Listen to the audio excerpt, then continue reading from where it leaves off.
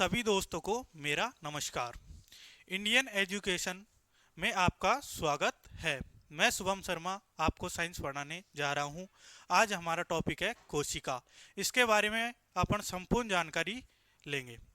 तो आज अपन का टॉपिक है कोशिका में गोल्जी काय। तो गोल्जिका के बारे में समझते हैं। पहली चीज, एक चीज आपको ध्यान रखनी है गोल्जिका में कि इसमें दोहरी झिल्ली पाई जाती है या एकल झिल्ली पाई जाती है। ये नॉलेज आपको हो जानी चाहिए। इतने बार पढ़ाने के बाद में ये नॉलेज आपको आ जानी चाहिए कि गोल्जिकाओं में एकल झिल्ली पाई जाती है या बहुझिल्ली पाई जाती है। देखो एक बार मैंने लिखा, हाँ गोल्जिकाएं। ये क्या होती है? गोल्जिकाएं टॉपिक पढ़ रहे हैं। पहली चीज, इसमें क्या पाई जाती है? एकल झिल्ली पाई जाती है। जैसे कि ये मान लो एकल झिल्ली है, ये एकल झिल्ली पाई जाती है। अब इसके अंदर फॉर्मेशन यानी कोशिकाओं का निर्माण होता है। मतलब कि ये क्या है? यातायात निलंबन का कार्य करती है। तो पहली चीज, इसकी खोज किसने की थी? किसने की थी? कैमिलो गोल्जी ने।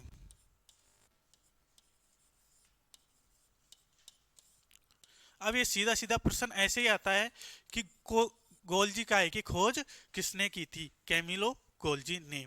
अब इसके नाम आते हैं कि इसके क्या क्या उपनाम हैं। जैसे रख देते हैं कार्य के अनुसार कि मान लो कोई, जैसे कि कोई ब्लैक है तो उसे कालू कह देते हैं, कोई वाइट है तो उसे धोलू कह देते हैं, कोई कोई समझ गया? तो उसी तरीके से गोल्जिकाय के भी उपनाम होते हैं कि गोल्जिकाय आखिर काम क्या करती है, तो काम के आधार पर इसके नाम आते हैं। तो इसे क्या कहते हैं? उपनाम। तो उपनाम लिखो। यातायात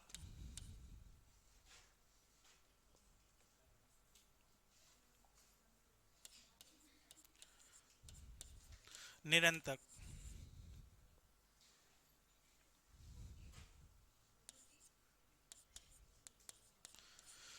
यातायात को नियंत्रण कैसे करता है, मतलब यातायात का कार्य कैसे करता है, इसके बारे में जानेंगे। तो अपन इसके किसके आधार पे दे रहे हैं इसको? यातायात नियंत्रण किसके आधार पे दे रहे हैं? कार्य के आधार पे। तो अपन को कार्य के आधार पे इसके कार्य लिखने हैं कि क्या क्या कार्य है। तो आपको क्वेश्चन कैसे मिलेगा? आपको ऑप्शन दे दिया जाएगा कि विभिन्न पदार्थों का परिवहन कौन सा कोशिका अंग करता है। तो आपके माइंड में तुरंत आना चाहिए कि विभिन्न पदार्थों का जो क्या नाम से परिवहन करता है, जो कौन करता है? कोशिका, गोल्जिकाएं करती हैं। तो अपन इसको कार्य के आधार पर लिखेंगे। अब इसके कार्य की डिफाइन करेंगे। जैसे कि आप टॉपिक डालोगे कार्य, पहला कार्य क्या है? यह विभिन्न पदार्थों का परिवहन करता है।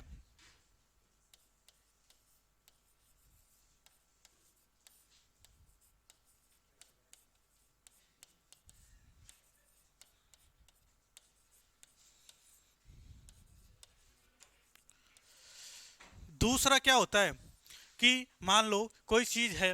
अब मान लो जैसे कि कोई जैसे बिल्डर है, कोई भी मकान निर्माण करता है तो क्या करता है? जैसे कि ईंटें वगैरह इनको रख रख के क्या करेगा? वो निर्माण करेगा। सही बात है। तो क्या निर्माण करेगा? तो किसी न किसी चीज का निर्माण कर रहा है। तो ये क्या है? कोशिका भित्ति का निर्माण करती है, क्योंकि इकट्ठा करेगी धीरे धीरे पूरी बिल्डिंग का निर्माण हो जाएगी। अब एक ईंट से धीरे धीरे ईंट ईंट रखते रखते पूरी बिल्डिंग का निर्माण हो जाती है ना। तो उसी प्रकार इस गोल्जिका का क्या कार्य होता है? ये कोशिका भित्ति का निर्माण करती है। तो दूसरा कार्य क्या हो गया? कोशिका भित्ति का निर्माण करती है। सीधे सीधे ऐसे कैसे क्वेश्चन आपको मिलेंगे। मैं पॉइंट टू पॉइंट आपसे बात कर रहा हूं, फालतू की बात तो क्या है, पूरी रामायण हो जाती है। तो आपको जो क्वेश्चन आए, आपके मेन बात ये है आपको नौकरी लगनी चाहिए। क्वेश्चन इसमें से आए जो सॉल्व होने चाहिए। एक भी क्वेश्चन ऐसा नहीं रहना चाहिए जो आपके सॉल्व नहीं हो पाए इन पेपरों में से। तो तीसरा कार्य क्या है? अब तीसरा कार्य सुनो कि ये क्या है? शुक्राणुओं में एक्रोसोम पाए जाते हैं। जैसे कि शुक्राणु की संरचना कैसी होती है? ऐसी होती है। ये क्या है? टेल पार्ट होता है, पूंछ पार्ट होता है, यह एड पार्ट होता है यानी सिर पार्ट होता है। तो इसमें क्या है? ऊपर की तरफ एक एक्रोसोम पाया जाता है।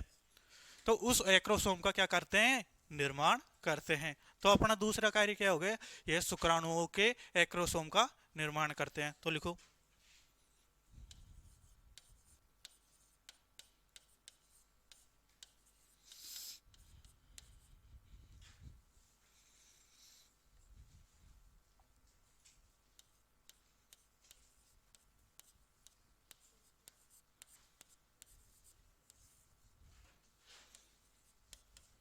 का निर्माण करते हैं।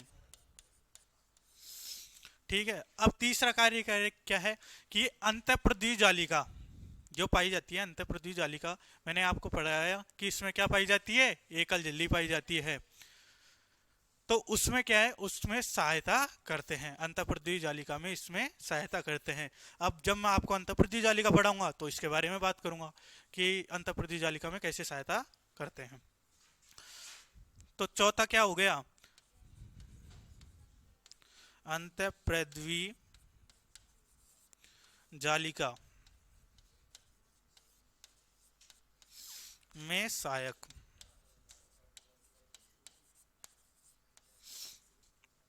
चार पॉइंट नोट डाउन कर लो आप, छोटे छोटे से। पहली बात, खोज किसने की थी, इसका उपनाम क्या है, और ये कार्य क्या करता है। जी,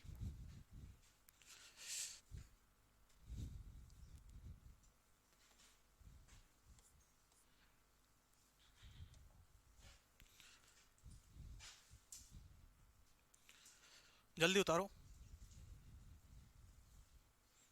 उतारने में टाइम मत लगाया करो।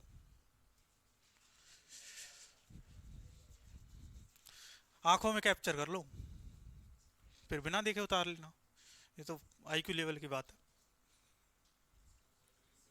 ओके, चले आगे।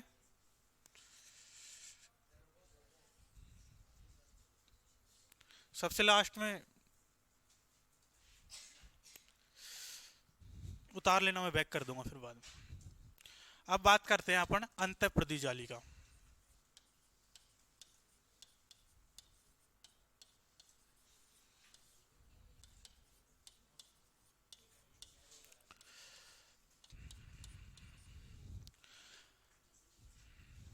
अब इसका समझो, पहले क्या कहते हैं कि पहले तो इसकी खोज किसने की थी। पहले इसकी बात करेंगे कि अंतःप्रद्वीय जालिका की खोज किसने की थी, फिर दूसरी बात क्या करेंगे कि इसके उपनाम क्या क्या हैं, फिर तीसरी बात करेंगे इसके कार्य क्या है। पहले लिखते हैं खोज।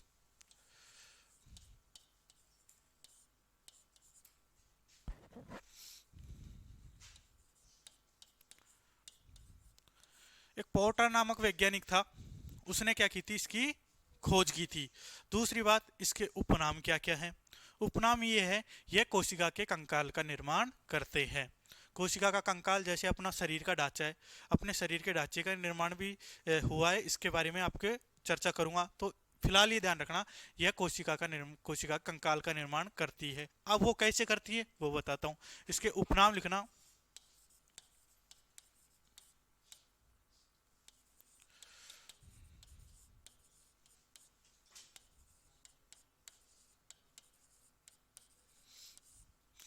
अब ये दो प्रकार की पाई जाती है, अब इसके बारे में बात करेंगे और एक क्वेश्चन करेंगे जो आपके पिछले ज्ञान के बारे में मेरे को नॉलेज दे देगा कि मेरे को कितना पढ़ाना चाहिए या कितना पढ़ाना नहीं चाहिए।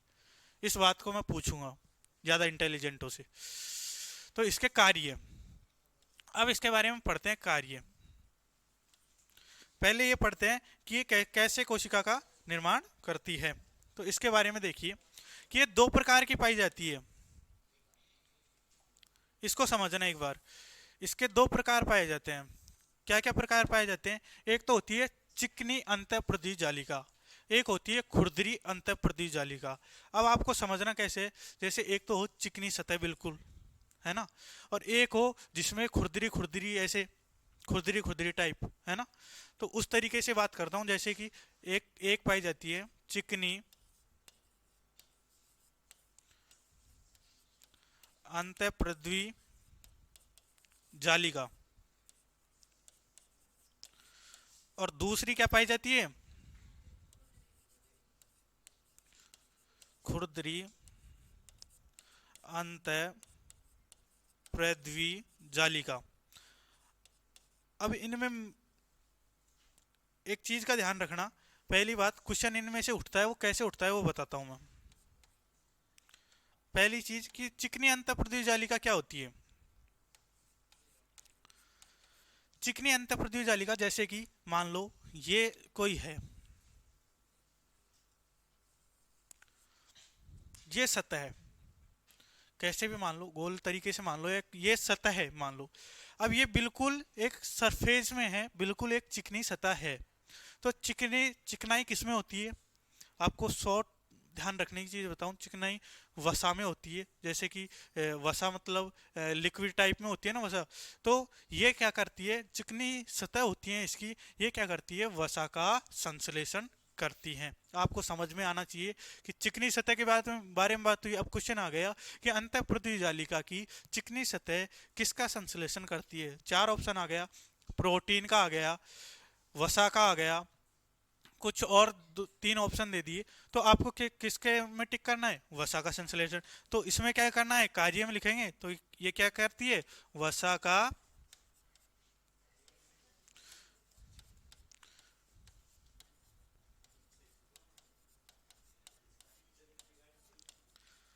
संश्लेषण करती है। अब आपको ये जब मैं क्यूज करूंगा तो आपको ये क्वेश्चन जरूर मिलेगा, और उस टाइम किसी का गलत हो गया तो फिर मेरे से बुरा और भी नहीं होगा, ये ध्यान रखना कि वसा का संश्लेषण आपको चिकनाई से ही ध्यान रखना है। चिकनी अंतःपृथ्वी जालिका है, वो वसा का निर्माण करती है। अब आपको अंदर तक की बात कर रहा हूं मैं कि आपको इसमें खुरदरी में देखो कैसे खुरदरी होती है। मान लो ये कोई है, ठीक है। अब इसमें ऐसे ये डॉट डॉट से लगे हों, ठीक है। अब ये क्या है, आपको खुरदरी खुरदरी सतह दिख रही होगी, है ना। अब आपके दिमाग चलाने की बात आएगी यहाँ पे। ये खुरदरी सतह होती है, ये क्या होती है, इनपे क्या पाया जाता है, राइबोसोम। अब राइबोसोम क्या करते हैं, प्रोटीन संश्लेषण का कार्य करते हैं, है ना। तो इसका कार्य क्या हो गया, प्रोटीन संश्लेषण का निर्माण करते हैं। प्रोटीन संश्लेषण करते हैं। पहले तो ये डायग्राम बनाओगे आप, डायग्राम के बाद में आप इनमें लिखोगे ये वसा का निर्माण करती है, संश्लेषण करती है, और ये प्रोटीन का संश्लेषण करती है। अब आपको दिमाग चलाने की बात कहाँ कहाँ आती है, अब सुनो मेरी बात और सोचना, जब जाके लेवल का पता चलता है कि आप कितने पढ़ते हो और कितना नहीं पढ़ते हो। पहली बात कि राइबोसोम किस किस में पाया जाता है। अब आपको तुरंत दिमाग लगाना है कि सर ने क्या क्या पढ़ाया था, किस किस में राइबोसोम के बारे में बताया था, बता सकते हो? एक तो पाया जाता है माइट्रोकॉन्ड्रिया में, एक पाया बताया था मैंने क्लोरोप्लास्ट में, ठीक है, और एक बता दिया मैंने गो किसमें, अंतःपृथ्वी जालिका में। अब क्वेश्चन कैसे बनेगा कि राइबोसोम किस किस में पाया जाता है, चार ऑप्शन दे देगा, माइट्रोकॉन्ड्रिया दे दिया, गोल्जी काय दे दी, क्लोरोप्लास्ट दे दिया, और अंतःपृथ्वी जालिका दे दी, किसमें नहीं पाया जाता, ये क्वेश्चन आपसे कर दिया। जब आपको इतना ध्यान होगा ना कि किसमें पाया जाता है, तो आप तुरंत उसको चांट लोगे कि किसमें नहीं पाया जाता। तो मैंने तीनों में बताया, माइट्रोकॉन्ड्रिया में बताया, क्लोरोप्लास्ट में बताया, और अंतःपृथ्वी जालिका में बताया। तो समझ लो आप कि राइबोसोम जब प्रोटीन संश्लेषण का कार्य करता है तो उनमें भी प्रोटीन संश्लेषण का कार्य करता होगा। तो आपको ऐसे क्वेश्चन आते हैं। मात्र एक लैंग्वेज बता रहा हूँ आपको, सोचने की क्षमता बता रहा हूँ कि आप कहाँ तक क्वेश्चन कितना लोग सोच सकते हैं। अब आपको मैंने बताया कि प्रोटीन संश्लेषण का, आप प्रोटीन देखते ही मान लो एक बार राइबोसोम में देखा तो आप डिफाइन नहीं कर पाओगे कि किस में पाया जाता है और किस में नहीं पाया जाता। तो इस चीज़ के बारे में बता रहा हूँ क्योंकि क्वेश्चन करूँगा मैं, और आएगा क्वेश्चन जब भी मैं एमसीक्यू बनाऊंगा तो उसमें क्वेश्चन दूंगा कि किसमें राइबोसोम पाया जाता है और किसमें नहीं पाया जाता है। फिर मैं उसी के हिसाब से आपका लेवल डिसाइड कर लूंगा कि मेरे को कहाँ तक पढ़ाना है। दूसरी बात, इसके कार्य में क्या लिखा नहीं, इसके कार्य में लिखोगे आप ये वसा का संश्लेषण व प्रोटीन का संश्लेषण करते हैं। और मात्र दो ही क्वेश्चन बनेंगे इसमें से कि कौन तो वसा का निर्माण करता है और कौन प्रोटीन संश्लेषण करता है। तीसरा क्वेश्चन ये बन सकता है कि इसकी खोज किसने की थी। बस ये आपको नॉलेज में होना चाहिए। हाँ भाई, उतार लिया। आपको उतारना कैसे, नोट्स हमेशा साथ रखने, क्योंकि नोट्स बनाओ तो ऐसे बनाओ कि एक बार कहीं भी पढ़ोगे आप यही पढ़ोगे। ये मेरा दावा है आपको, क्योंकि मैं भी किताबों से ही पढ़ाता हूँ, मैं कोई मेरा अलग तो पढ़ाता नहीं हूँ। तो यही मिलेंगे। तो आपको बनाने ही नोट्स ऐसे हैं कि एक बार बन गए, बस पढ़ने की आवश्यकता है, पढ़े दिमाग में आए, ठीक है। यदि कहीं और भी पढ़ते हो तो आपको इससे बेस्ट नॉलेज नहीं मिलेगी, क्योंकि मैं पूर्णतः एक खोल के चल रहा हूँ आपको, लेवल हाई लेके कि आप कहीं भी पढ़ो, मान लो जरूरी नहीं है कोई रीट की तैयारी करे, लगभग कोई और भी तैयारी कर सकता है, तो जहाँ भी क्वेश्चन का टॉपिक आएगा तो आपको ये देखने की जरूरत नहीं पड़ेगी सर इसमें से मेरा बाहर गया। एक भी आप कहीं से भी लिया ना क्वेश्चन, आपको मैं आपके नोट्सों में से बता दूंगा। ओके, तो ये लिख लिया, ठीक है। अब अपन बात करते हैं इसके कार्य हो गए कि लाइसोसोम ये क्या नाम से अंतःप्रद्युत जालिका क्या कार्य करती है, ये क्या कार्य करती है, प्रोटीन संश्लेषण का, वसा संश्लेषण का कार्य करती है, बस इतना ध्यान रखना आप। अब पढ़ते हैं अपन मैंने अब पढ़ते हैं दूसरा लाइसोसोम। अंतःप्रद्युत जालिका हो गई।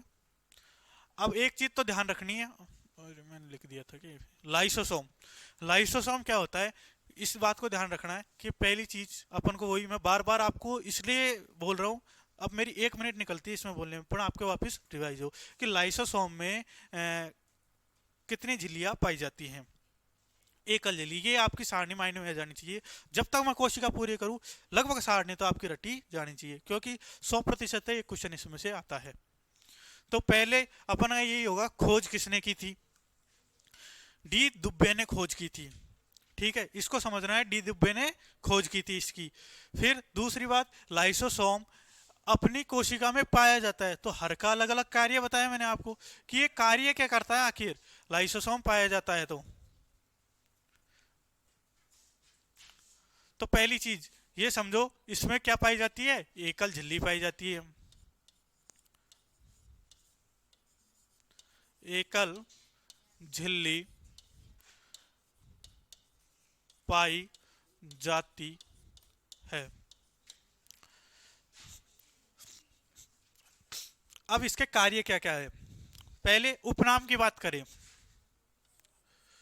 उपनाम, अब सीधा सीधा क्वेश्चन आता है ना, और ये बच्चे भी बता सकते हैं यदि आपने थोड़ी सी भी साइंस पढ़ी हो, इसे लाइसोसोम को आत्मघाती थैली कहते हैं।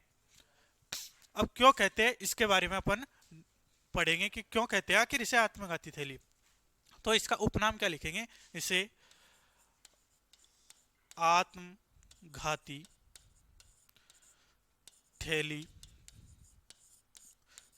कहते हैं, क्योंकि पढ़ने का मतलब ही ये होता है, क्योंकि एक बार समझ में आया फिर अपन को देखने की जरूरत है। बस लाइसोसोम एक बार देखा, मान लो दिमाग से निकल गया, लाइसोसोम देखा, इसके बारे में पूरी जानकारी अपने दिमाग में ओपन हो जाए। जैसे कि अपन गूगल होता है, गूगल में अपन कोई भी चीज़ टाइप करते हैं तो उसके 50 तरीके आ जाते हैं, 50 ऑप्शन आ जाते हैं कि जैसे लिखा माइट्रोकॉन्ड्रिया, जैसे अपन ने लिख लिया लाइसोसोम, लाइसोसोम के चित्र भी आ जाएंगे, लाइसोसोम के बारे में कार्य भी आ जाएंगे। मतलब एक आपको बस कमांड देनी है, तो आपको कमांड लेने के लिए मान लो कभी 2-3 महीने हो गए भूल गए, तो आपने लाइसोसोम देखा तो आपको कमांड मिल गया लाइसोसोम, तो आप पूरी चीज़ें दिमाग में ले लो। लाइसोसोम को आत्मघाती थैली क्यों कहते हैं, अब मैं आपको समझा के चल रहा हूँ, क्योंकि आपको कभी मान लो आत्मघाती शब्द भी आ जाए तो तुरंत आ जाए लाइसोसोम। इसलिए कहते हैं क्योंकि इसमें क्या है, कभी कभी कोशिकाएं क्या होती है, मर जाती है, सबकी मृत्यु होती है ये आपको पता है, तो कोशिकाएं मर जाती है, तो ये क्या करता है, कोशिकाओं को पचाने का काम करता है और अपशिष्ट को बाहर निकाल देता है। कोशिका को खाया और कोशिका पचाया और फिर अपशिष्ट को बाहर निकाल दिया।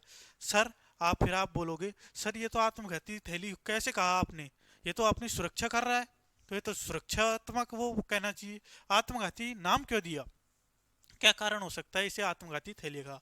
तो ये क्या करता है कि जैसे कि आपको एग्जांपल दूं, जैसे कि कोई लड़ाई हो रही है, ओके, जैसे कि किसी दोन में लड़ाई हो रही है ना, तो लड़ाई होते होते कोई इतना एक्टिव हो जाता है कि वो ये नहीं देखता कि कौन तो बचाने आ रहा है, कौन क्या आ रहा है, तो जिसके पड़ रही है उसके पड़ रही है, वो उधर भी दे रहा है इधर भी दे रहा है ना, तो उसको पता नहीं रहता। तो ये क्या करता है, जैसे मान लो ज्यादा एक्टिव हो जाता है, तो ये क्या करता है, जीवित कोशिका होती है ना, उनको भी खाने लग जाता है, उनको भी खाकर पचाने लग जाता है, तो उनकी क्या हो जाती है, कोशिकाओं की मृत्यु हो जाती है। तो मृत्यु हो गई तो कोशिका डेवलप ही नहीं होगी, तो इसलिए इसे क्या कहते हैं, आत्मघाती थैली कहते हैं। ये आपको थ्योरी माइंड में उतारनी है, बाकी इसका नाम ध्यान रखना है। ऐसे ही आता है क्वेश्चन कि आत्मघाती थैली किसे कहते हैं, ऑप्शन दे देगा माइट्रोकॉन्ड्रिया, क्लोरोप्लास्ट, लाइसोसोम, अंतःप्रद्युत जालिका, आपको तुरंत डिफाइन करना है, ये तो लाइसोसोम की बात कर रहा है।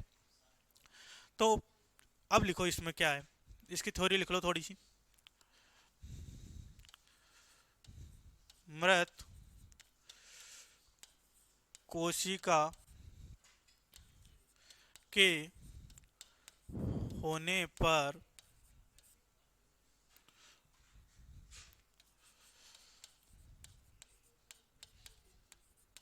लाइसोसोम के द्वारा, लिखो ये,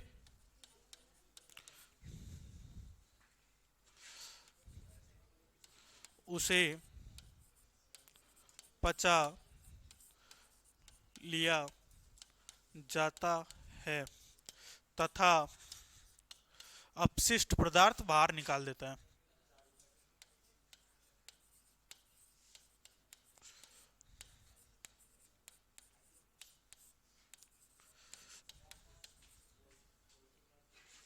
हाँ भाई बात मत करो, लिखो, फिर बाद में मैं टाइम नहीं दूंगा लिखने का, ये ध्यान रखना, मैंने समझा दिया जो समझाना था।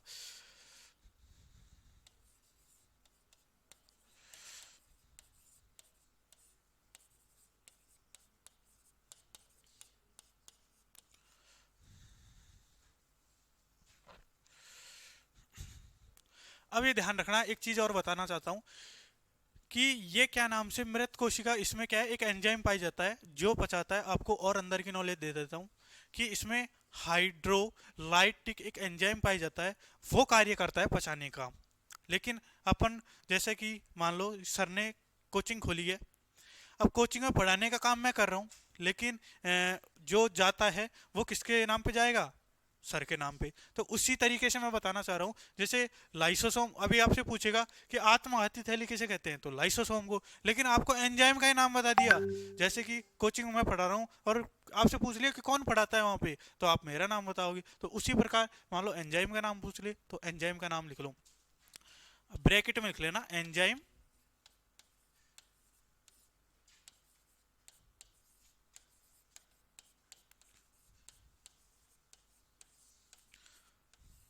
आपको एंजाइम देख के समझ में आ जाना चाहिए कि इस एंजाइम के द्वारा इसको पचाया जाता है। अब इसे थोड़ी थोड़ी आत्मघाती थैली किसी क्यों कहते हैं, तो आप समझो, कभी कभी यह ज्यादा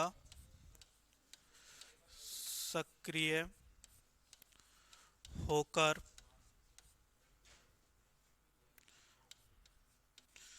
जीवित कोशिका को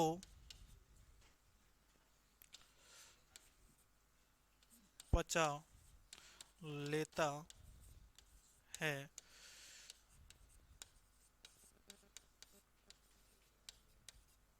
इसलिए इसे आत्मघाती थैली कहते हैं। समझ में आ गया ये चीजें? चलो लिखो जल्दी।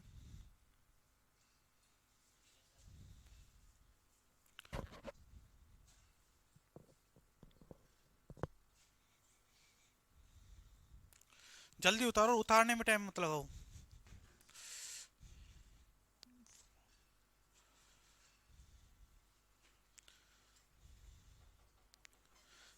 इतना टाइम उतारने में नहीं लगना चाहिए, मैंने कहा था साथ साथ कर लो आप। ले लो ले लो।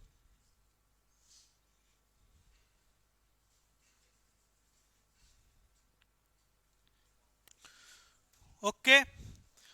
अब किस किस की बात हो गई, कि अपने लाइसोसोम की बात होगी। अब अपन बात करते हैं कि जिसमें कोशी झिल्ली पाई नहीं जाती, जैसे कि राइबोसोम और तारक की बात करते हैं। उसमें एक मैंने शायद राइबोसोम लिखा है ना, उसमें नीचे और लिख लेना सेंट्रोसोम या तारक, इंग्लिश में सेंट्रोसोम कहते हैं और हिंदी में तारक लिख लेना। अब बात करते हैं अपन कि जो अपन बार बार बात करते हैं कि इसमें राइबोसोम पाया जाता है, इसमें राइबोसोम पाया जाता है, तो इसकी बात करते हैं, आखिर राइबोसोम है किसने, किसने खोज की थी।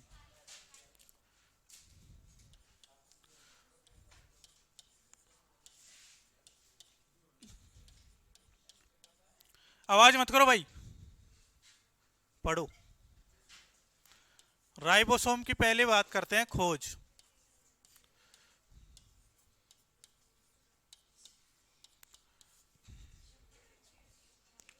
खोज किसने की थी? पेलार्डे ने। एक बात मैं बार बार कहूंगा आपसे कि वैज्ञानिकों के नाम इतने हैं, आप इतने कंफ्यूज हो जाओगे कि पूछो मत। इसलिए मैं साथ के साथ पढ़ा रहा हूँ, एक बार ध्यान देना। आपको मैं थोड़ा सा ऐसे हिंट दे के पढ़ाता हूँ कि आपको समझ में आ जाए, और बार बार इनकी बातें करता हूँ, क्योंकि वैज्ञानिकों के नाम तो क्या, कि दोस्तों के नाम भी याद होगा तो याद नहीं रहते होंगे। क्योंकि आज आपकी क्लास में इतने सारे बच्चे पढ़ रहे हैं, हो सकता है आपके साथ 1-2 हजार बालक पढ़ जाए, शुरू से पढ़ चुके होंगे। LKG से पता नहीं कितने गए कितने हैं, आपको उनके नाम भी कई तो मिलते हैं, उनके नाम भी पहचानने में दिक्कत होती है कि इसका नाम क्या है। तो इसी बात कह रहा हूँ कि मैं बार बार इसको वापस रिवाइज कर रहा हूँ कि किसकी खोज किसकी खोज, तो इसीलिए कर रहा हूँ, आपको ध्यान रहे। और ये सीधे सीधे क्वेश्चन आते हैं, नंबर कटाने में एग्जामिनर के सबसे मोस्ट क्वेश्चन होते हैं, क्योंकि बच्चे क्या है इनमें ही कंफ्यूज होते हैं। तो एक नंबर एग्जामिनर को मुफ्त का देते हैं, लो भाई मैं तो फेल होना चाहता हूँ, इसलिए आपको पास होना है तो ध्यान रखो। अब राइबोसोम की बात की, अब मैंने क्वेश्चन किया था आपको, माइटोकॉन्ड्रिया में भी पाए जाते हैं, क्लोरोप्लास्ट में भी पाए जाते हैं, और एक किस्में बताया मैंने, अंतःपर्दी जालिका में भी पाए जाते हैं। लेकिन आखिर ये क्या काम करते हैं, ये क्या कार्य करते हैं? प्रोटीन संश्लेषण का कार्य करते हैं। इन्हें क्या कहते हैं? प्रोटीन का इंजन कहते हैं। जिस प्रकार इंजन क्रिएट करता है ना प्रोटीन को, उस प्रकार ये क्या करते हैं? प्रोटीन का निर्माण करते हैं। तो इनका उपनाम क्या है? उपनाम, उपनाम की बात करें तो आपको ध्यान रखना है, अब मैं इसलिए बता रहा हूं क्योंकि प्रोटीन से ध्यान रखना है कि प्रोटीन का निर्माण करता है तो प्रोटीन का इंजन कहलाता है, तो इसलिए इनका उपनाम लिख लो। उपनाम, इसे क्या कहते हैं? प्रोटीन का इंजन। प्लस में कार्य क्या लिखोगे? कार्य क्या करते हैं? प्रोटीन का निर्माण करते हैं। अब ये कैसे प्रोटीन का निर्माण करते हैं, कैसे नहीं करते, ये आपको मैं बताऊंगा जब मैं सार पढ़ाऊंगा, तो आपको समझ में आ जाएगा। क्योंकि मैं पढ़ाऊंगा प्रोटीन का निर्माण ऐसे करते हैं, तो आपको यही ध्यान नहीं होगा कि कौन करता है, तो फिर तो डूब मरो आप। समझ गए? तो कार्य, पहली बात क्या करते हैं? प्रोटीन का संश्लेषण करते हैं। प्रोटीन का संश्लेषण करते हैं। आपको सीधा सीधा क्वेश्चन मिलेगा, जैसे छोटे लेवल की एग्जाम होती है, जैसे BSTC हो गई या PTT हो गई या नॉर्मल एग्जाम होती है ना, उनमें क्वेश्चन ऐसे ही आते हैं कि प्रोटीन का संश्लेषण कौन करता है। 4 ऑप्शन दे दिए, माइटोकॉन्ड्रिया दे दिया, और क्या नाम से हरित लवक दे दिया, या क्लोरोप्लास्ट कहते हैं हरित लवक को, क्लोरोप्लास्ट दे दिया, राइबोसोम दे दिया, तो आपको तुरंत ही दिमाग में आ जाना चाहिए कि किसको क्या कहते हैं। दूसरी बात, अपन क्या करते हैं कि यहाँ तक उतारो एक बार, फिर आपको समझो। Very good. तो क्या है? राइबोसोम। राइबोसोम किस प्रकार प्रोटीन का निर्माण करता है, तो इसको अपन बात करेंगे धीरे धीरे आगे। अब मैं आपको बात करना चाहता हूँ कोशिका की, कि अपन ने क्या पढ़ा कोशिका के अंगों। हाँ, एक मैंने अभी लिखाया था ना तारक काय की, सेंट्रोसोम,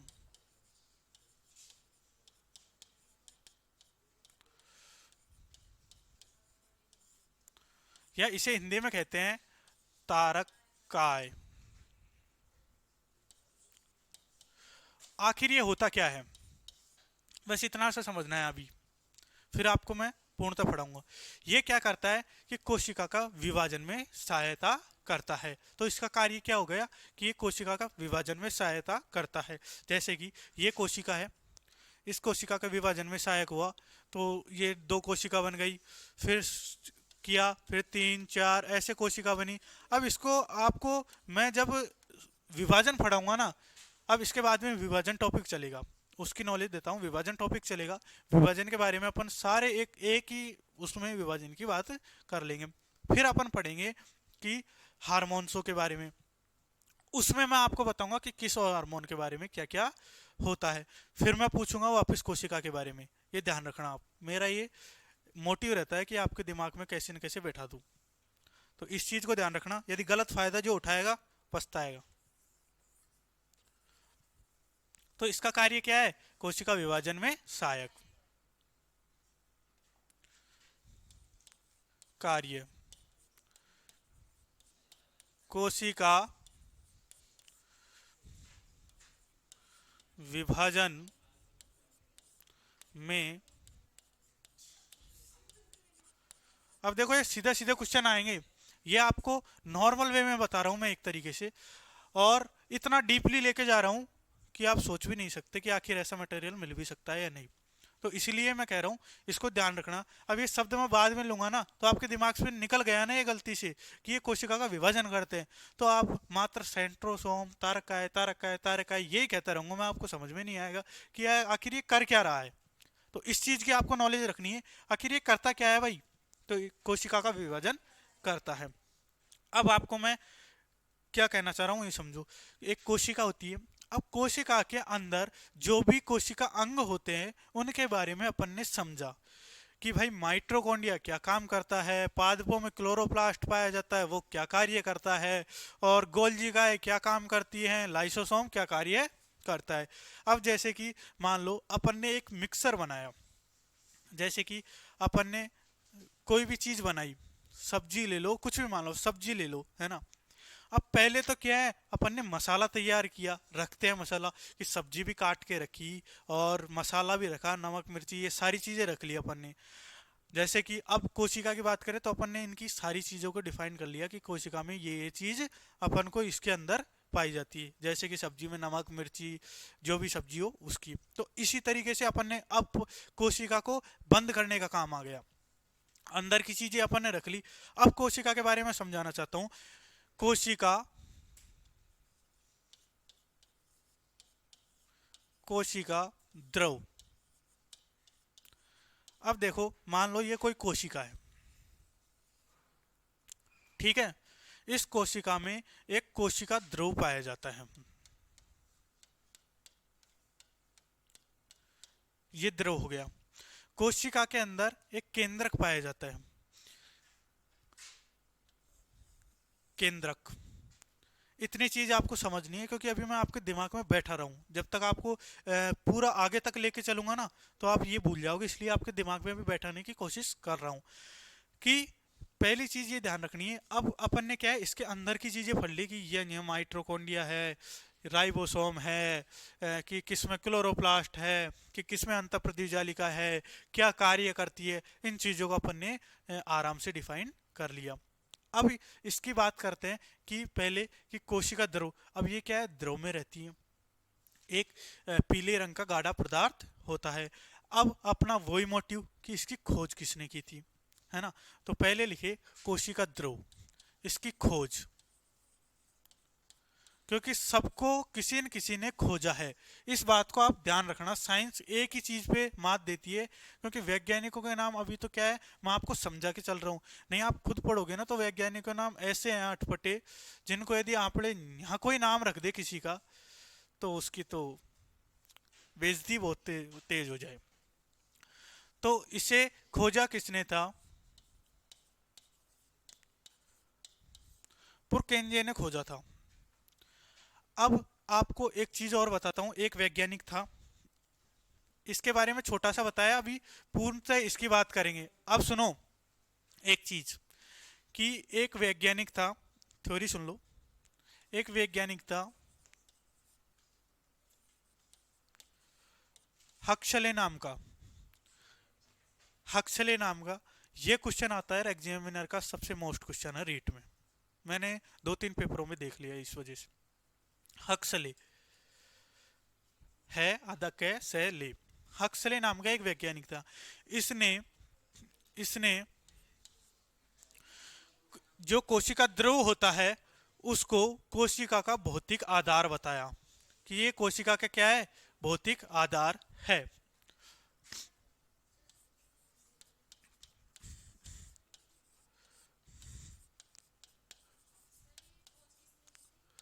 पुरकेंजे, पूरे आधा ने केंजे। अब हक्सले, अब क्वेश्चन कैसे आता है कि कोशिका द्रव को भौतिक आधार किस वैज्ञानिक ने बताया। तो ये ध्यान रखना है, हक्सले ने बताया था।